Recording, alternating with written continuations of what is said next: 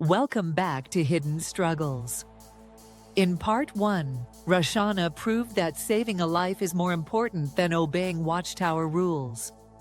But here's the part too many people forget. Even after leaving the Jehovah's Witnesses, you're still fighting to reclaim your mind. Watchtower doesn't just take your family. They rob you of curiosity. They keep you from books, from questions, from knowledge itself. And that's where the real battle begins. In this episode, we're going to tear into how reading became our weapon, how fiction, history, and even children's books cracked the chains they put on us. Because once you learn, once you open that door, Watchtower can never shut it again. All right, now do you remember the first book that really shook you? Like, hold up, why didn't they want me reading this?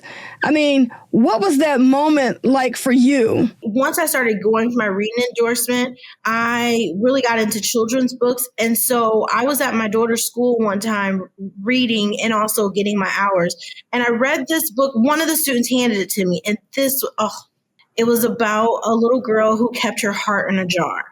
And you get to the end why, because she didn't want it to be broken. But it's like going through all these things, like she doesn't have feelings about stuff. And it's all because she's keeping it locked up. And at the end, she finally takes her heart out of the jar. And I am reading this to these first graders and I'm bawling my eyes out because I'm thinking like that's almost how I feel when I left the organization. Because of how you were treated and how people shunned you and how people cut you off. And I felt like I'm never going to let people do that to me again. So I'm not going to try to establish friendships. I'm not going to go out of my way to do certain things that I would normally do. I'm not going to try to build a community because I don't want to be broken again. I don't want that feeling of all these people that I've known since I was a little person. To have that, that feeling. I think we all kind of feel that way when we leave the organization. But I love that book because even though it's a children's book, and I tell people all the time, children's books really can have really great things that help open you to seeing things in the world, and just how like, this is so silly. She kept her heart in a jar. But then at the end, I'm thinking like, why would you do that? But yet we do that as human beings too. When we've been through something that has broken us, we keep it locked away and we don't show our emotions or our feelings because we don't want to be hurt. And that was the moment for me where I was like, no, I am not going to do that. I'm not going to let this organization change me. I've always been a person that cares, and I've always been a person that enjoys friendships and enjoys being with other people. And so like that book was a moment where I was like, I'm going to not put my heart in a jar and I'm going to open it up and see what else is out there. And if it gets crushed, I guess what? I survived. I continue to survive every time. And I learned from it.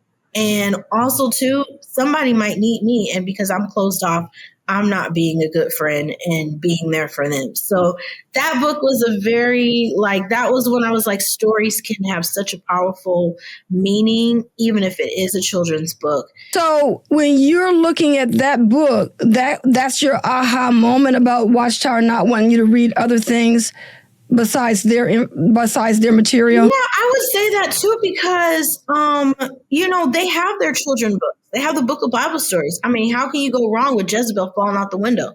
I mean, like, they have their young people acts. How can you go wrong if you want to have sex and it's telling you, don't do it. And like and it's not really giving you any healthy and helpful information. Like they have their stuff, you know what I'm saying? Caleb and Sophie, they have their information that they want you to hang on to. But there are so many books in the world, and it's not like you couldn't read that book. Let's be clear. Like, I'm pretty sure if a student was in a classroom, they probably would hear that book, being a witness kid. But I just think like that was like a book that actually hit me hard after leaving. And it made me want to open up and read more books that might help me grow. So it got bigger, That's my point. That's the point I'm making. So if you were to read this children's book while you were a Jehovah's Witness and you were out in the car group with the friends, with the so-called, with the unfriends, you would not be able to talk to them the way you're talking to me and explaining the book, because that book is helping you look at your life as a Jehovah's Witness. So even though you could really read it, the way you broke that story down, that's not what they want to hear you say. Absolutely. Yeah. Yeah. And so that's what I'm saying when it comes to reading. It's like, that's an innocent book to read. But if you tried to share that book with somebody at the Kingdom Hall and talk about how it made you feel, that is not the return on the investment that they're making in you as a Jehovah's Witness. No, I would put you like in the back room somewhere. Be like, exactly. We need to talk. We gotta have a special needs talk this evening, because we need to let people know that yes, you can read children's books, but this one is off the market. We don't want that one, right? We don't want that book. Exactly. That ain't the book we want you to read. All right. So of course that is a fictional book. But I remember having a conversation with you later about how I do not read fiction books. Like, I just don't have time for them. Because after I left the organization and I started reading books, I realized how much I didn't know. And I felt like I was behind on everything. So I was reading a lot of history books, a lot of African-American history books. I was reading things about like sociology, just different stuff, psychology, stuff that I didn't know anything about. I just dived into it. I was just like, oh my God. Oh, I didn't know this. Oh, and so I was like, well, who has time for fiction books now? I was like, forget that, because I need to know some stuff, and fiction books aren't going to teach me anything. And I remember you recommending me some fiction books to read. And I'm like, how does she? I don't have time for fiction books. I'm trying to learn some stuff. Well, thanks for helping me understand that now, because I was like, huh? She doesn't want to relax with a cup of chocolate and a good book? Yes. I'm like, no, I need to know about the medical terms and why this is like, I was just like into all of that. I wanted to know all of these things that I didn't know before, And so I thank you for turning me on to fiction, because fiction can get really heavy. And believe it or not, this whole summer, all I've read is fiction books, because I'm trying to escape this crazy world and the things that are happening right now. And so because you were encouraging me to read fiction, I did reach out and started getting some books that were fiction. But this whole summer, all I've read is fiction books. Can you believe that? You'd be so proud of me. I have read nothing but fiction books, because like the world is so heavy right now. And so I needed an outlet. But what's so crazy is I've learned so much from fiction books. So I read this story about this lady who was in her late 80s, and just how her life navigating, like it's such a quirky, funny book. It's got dark humor, but I didn't think about perspective of how we view the older community and how we address them and talk to them. And so this book like highlighted how people would like shout at her like she couldn't hear, and she's like, oh, okay. Or like she like didn't need a cane, but people will always try to like say, oh, do you need help? And different things that were kind of like maybe given a stereotype, but not necessarily fitting her. So I thought that was so cool. Like, oh, okay. Or one, the character was deaf. And she's like going through life normally, because she didn't find out that she was deaf until much later on, but she's still going to school in regular classes where no one's really differentiating her learning, and just how she's like having to navigate this, missing out on conversations, but pretending she understood. And so like those things are fiction stories, right? They have like humor in it. They've got sadness in it, but I'm still learning, and it's helping me create more empathy within me and understanding of others. So fiction is so great. I mean, like, she murdered a couple people, so I wouldn't say I would not say like, it taught me how to, no, but what I'm saying is like, just like sometimes the characters can teach you a lot about the world around you. And let me tell you, I'm enjoying it. I've been laughing, cracking up, crying. Like, it puts you through all the emotions, but it still you can still learn. So yeah. I say that all day long. I mean, when I first started off with my audio books and I started off doing all these John Grisham books too. I did all of his catalog. And just real quick, but I was doing self-help books. I've since gone back to self-help books, but they're really stories and, different things, different issues that people could be facing. But when I tell you I was hanging out with a lot of shady people on these books, but, I wasn't adopting their lifestyle. And I wasn't really looking to do that through a book. Because I started doing some of these books with Carl Weber. He's doing urban literature that is gangster. But I did some of his earlier books that were just relationship related. And I did all of those books, and the relationships and the things that people were getting into, bad decisions that they were making. And I would just think about, why would they do that? If she would have just kept it moving with this guy over here, she wouldn't be laying over here 6 feet under right now. There was just stuff like that he was doing. And so I was like, wow, this is really a good education. And there were some books that I was doing that I said, if I had a daughter that was at least 16 years old, I could actually do a book club with my child and we could kind of work through it and learn the things that the person did in this book that they might not want to do, or help them to appreciate how to make decisions. And, you could do that through a book. And I really feel like sometimes there's truth in fiction. And I have to say this, I got to say this, because I actually went to see Carl Weber at my local library. And he talked about that. He actually said that in the book that I referred you to, there was some truth in that fiction. And he got some of those men in trouble in real life because their wives picked up on what he was saying in that book. So, like I said, there's truth in fiction. Absolutely. I totally agree with you. I've also learned about areas, different countries, just based off of a book that I'm reading, if they're located somewhere. Of course, there's truth to that. They're talking about different landmarks and they're talking about streets, and they're using real, because there is realistic fiction also. So they're using real information to share it. And you're learning like, oh, I didn't know that was in that area, or I didn't know people had that kind of accent or that dialect. So it even if it is fiction, you absolutely are learning something. I would agree with that for sure. Yep.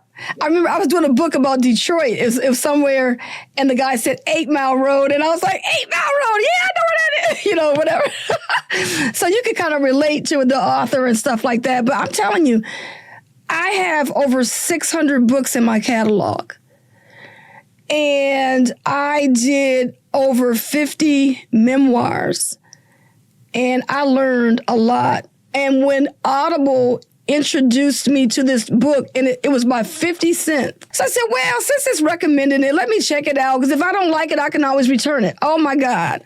When I started doing his autobiography, I must have did that book in 2 days. I couldn't put it down. I was like, because I said, I'm gonna listen to it. He did a good job on his book. What I liked about the book was his take on entrepreneurship. That's how I feel about Viola Davis' book. I read that in 2 days. I could not put that down. It was so powerful. Her story, I just didn't even know all the things she went through as a child. So I totally agree with you. Like, if you find a good one and it's a memoir about a person and they're putting it all out there, oh my goodness, you get absolutely hooked for sure. All right. Why do you think literacy matters so much for XJW specifically? And what do people gain when they reclaim the ability to read, research, and reflect freely? That is a really, really good question. I just listened to a podcast that was with Michelle Obama and Barack, and he was talking about his love of reading, and he was saying how that reading taught him empathy. And I was just like, absolutely. Absolutely. I think sometimes, not sometimes, but as Jehovah's Witnesses, we have this complex that we're better because, of course, we're told that we're the only ones surviving Armageddon and that we are God's chosen people, basically, and that they're going to be like doing the paradise. So sometimes we get this complex that like our lives only matter and that everybody else around us, if they don't get themselves together, then they're not going to make it. And I feel with books, when you're reading a book, whether it's fiction or nonfiction, that you're learning about other people and what they're going through. From other countries, even from a lady down the street, you might not know. You're learning something, you're learning how people interact, why they make the decisions. Like you were talking about, like when you were saying, if she had made a different decision, she wouldn't be in the ground, and that is so true. Like you're learning, like some people make just really bad decisions. And so those things you can see for yourself. Maybe I'm making a bad decision right now.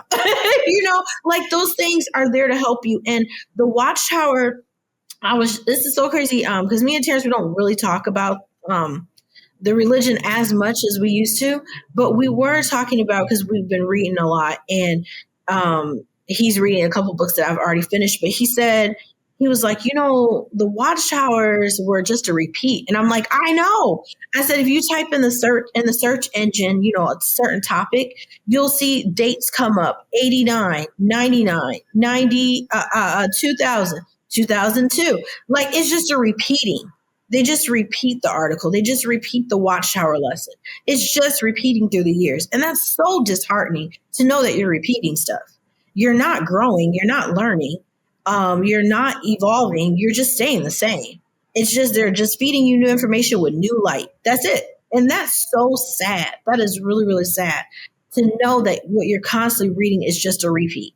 But when you have access to other books and you're reading things, you're growing, you're learning. You're learning how things have changed. You're learning how the economy has changed. You're actually learning sometimes things ain't changed at all. We're just repeating history. You know what I'm saying? Like, whoa, I didn't know that happened in 18, da, da, da. But then you're like, man, it's happening again. So I'd say for witnesses, like they're really just missing out on the world itself, which of course is what they tell us we need to stay away from. So of course you don't read because you're not supposed to be part of the world and you're not supposed to be, but you really are missing out on growth. How about that?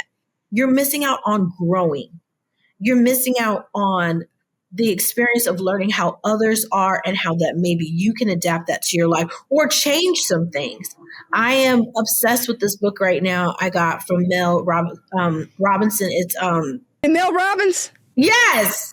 I done did all her books. Did you do Let Them? I just did that one. Oh, girl, that was good. Yeah. Yes, Let Them. I did that book. Yes, I did. Listen. She's good. I like her. She is good. She is good. Oh my God. That's my first book from her. I don't even know why I never really dabbled into her. I guess because I've been reading other stuff.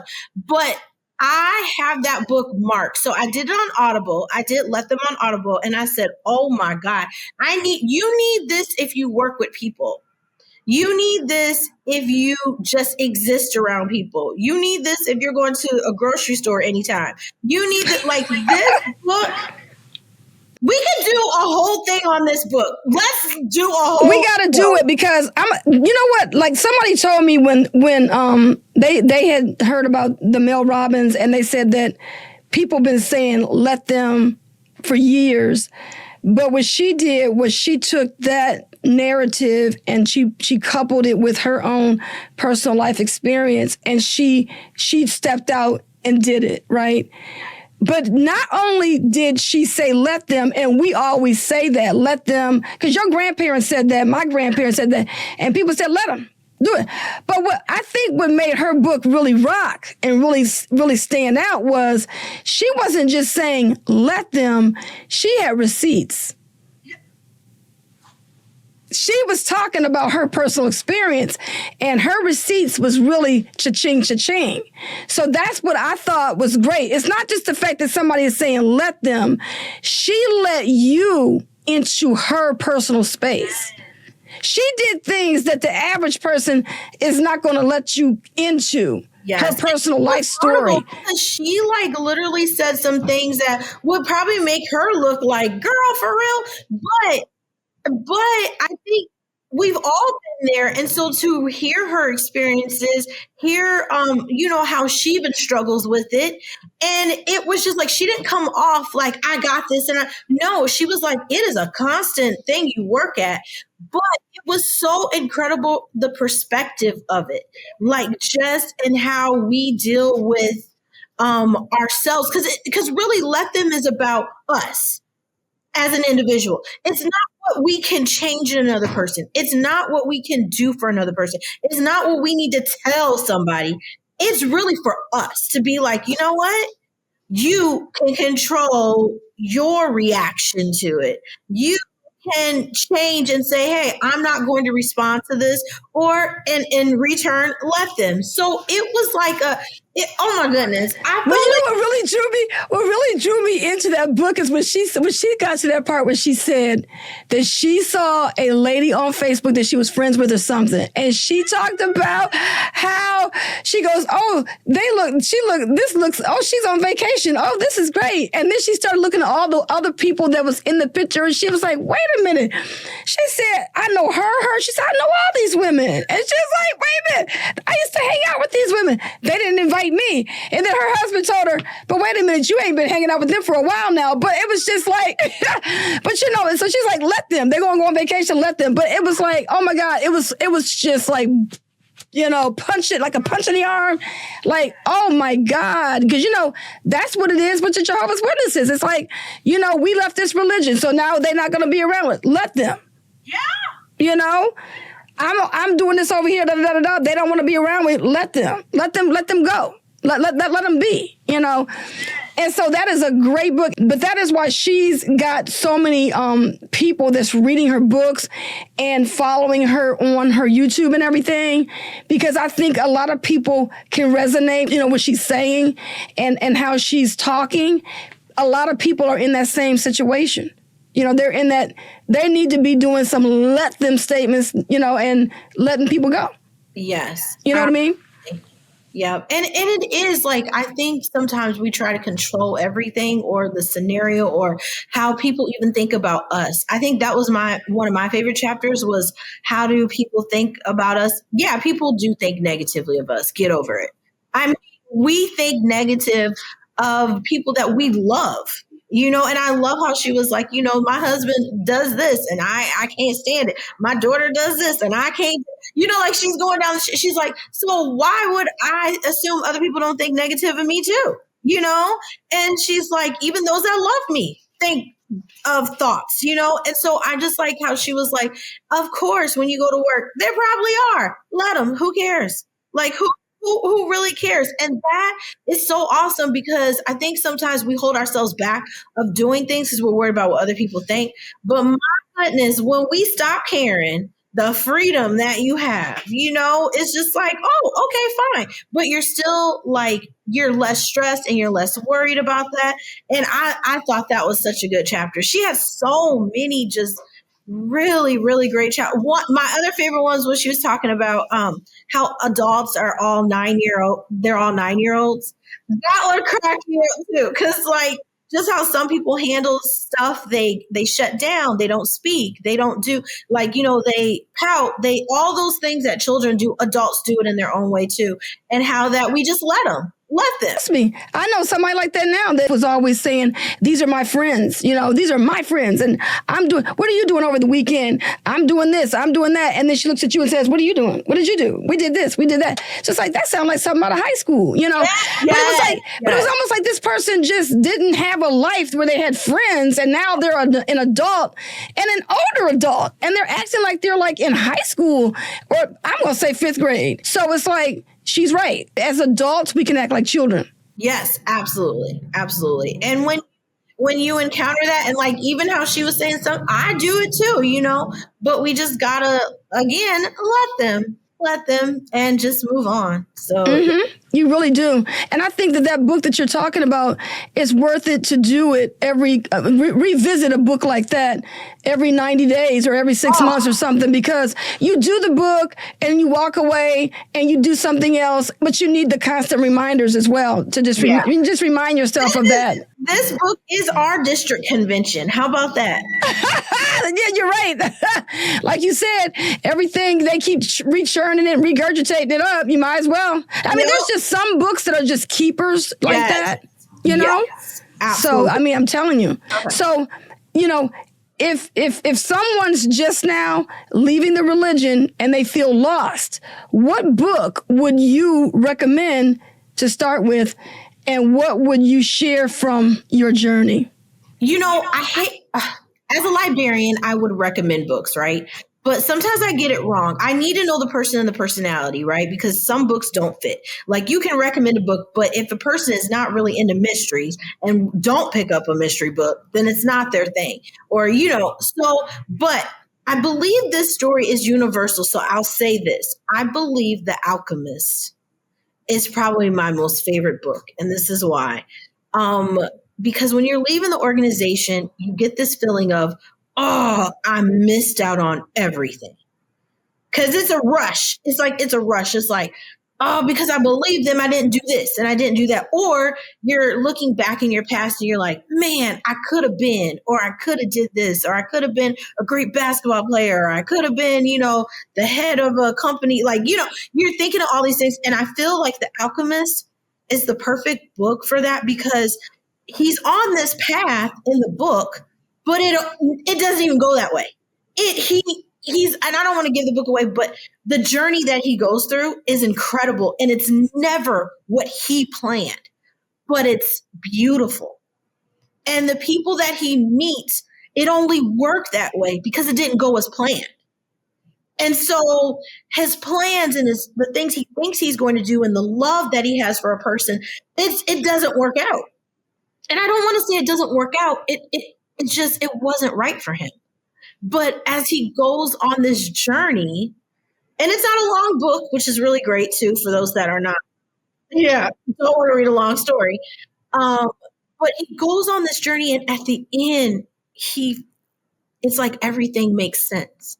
And so to me, it's like, yes, we were caught in this religion. Yes, some of us grew up in it. Some of us got it later on the years. Yes, it took from us years. Yes, but it didn't, it can't stop you. You're still alive. You know what I'm saying? You're still alive, and there's still time. And you're going to want to do things that don't work out anyway, you know, because maybe that wasn't meant for you. Something better was meant for you. And that's always the point. It's like sometimes we just feel like we failed or things didn't work out, but they did.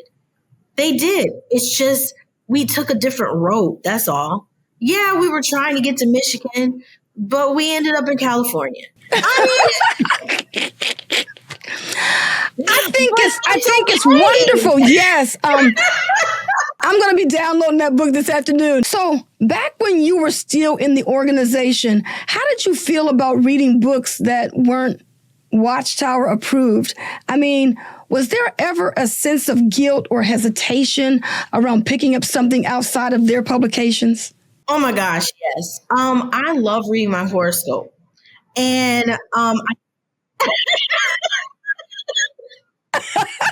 horoscope? Now, you know that was a no-no. Like, the guilt was so horrible. And I remember starting that like when I was 12. Like, and it would be in the back of I'm trying to think, is it I can't remember what magazine it was. It was for women. It was like relationships and all this other stuff. But in the back, because we went to the library a lot, so there were, you know, magazines I would pick up and look through it really fast. But in the back, it'll always have your horoscopes. And I love that kind of stuff. I thought it was so fun. Like, I don't say like, I was like, yes, this is going to happen today. Oh, I shouldn't talk to a person wearing red or da-da-da. It wasn't like that, but I just love the idea of it. I like the idea of like, you know, as soon as I found out I was a Capricorn, and like, I was just all into that. So I would say that was my guilty pleasure. I felt tremendously scared and sad after I would do it, because I'm like, oh, Jehovah's so disappointed in me. But now, now I was laughing because I have this giant book of horoscopes. Like, it goes through each day. It is so, I just laugh at it now, but I still like things like that. So yeah. But I mean, and there's nothing wrong with that. And it's like, you know, everywhere you go, people, they're into the zodiac signs. And I remember years ago, that was a huge thing. And people would be like, what's your sign? Hey, baby, what's your sign? And, and being a Jehovah's Witness, I would tell people, oh, get out of here with that mess. That ain't true. And then people would say, I'm serious. What's your sign? Because they wanted to just size you up. And they were going to let you know who you were, how you were, and why you were, why you were acting the way you were acting. And so it was like, okay, y'all, 1 month they got a Sagittarius being this kind of a person. The next month, a Capricorn is acting like that. And the next thing you know, they're crossing over each other. I know you're a Sagittarius, and I know you are truly a Sagittarius. But anyway, nonetheless, let's move on. I gotta be honest. I do double click into that a lot because I'm like, yeah, I'm creative. I'm that creative when I'm that, so I'm like, and then I'll meet other people that are the same, and they'll be like saying stuff about their sign, and I'll see that they're entrepreneurs and stuff, and we seem to like get along, and you can see some of that stuff working. So who knows? I mean, but I don't need some religion telling me that it's wrong. Yeah, that's the thing. That's the thing. And I know people that are like, oh, I can't believe you like that stuff. Like, but my thing is just like, yeah, but I get to look at it. Like you don't understand. Before I was banned, I couldn't read those things, and I was sneaking around. So now I can just do it for fun. Like I can read that and be okay with it, and no one's like making me feel bad about it or telling me that I'm not going to get life if I do it. So yeah. Absolutely. All right, Roshana. So thank you so much for being on the program, and we look forward to seeing you in future episodes. Roshana reminded us that freedom isn't just leaving, it's learning. And once you open your mind to new voices and new ideas, Watchtower can't close it again. If this episode spoke to you, drop your first book in the comments. And don't forget to like, share, and subscribe for more hidden struggles. Thanks for tuning in, and we'll see you in the next one.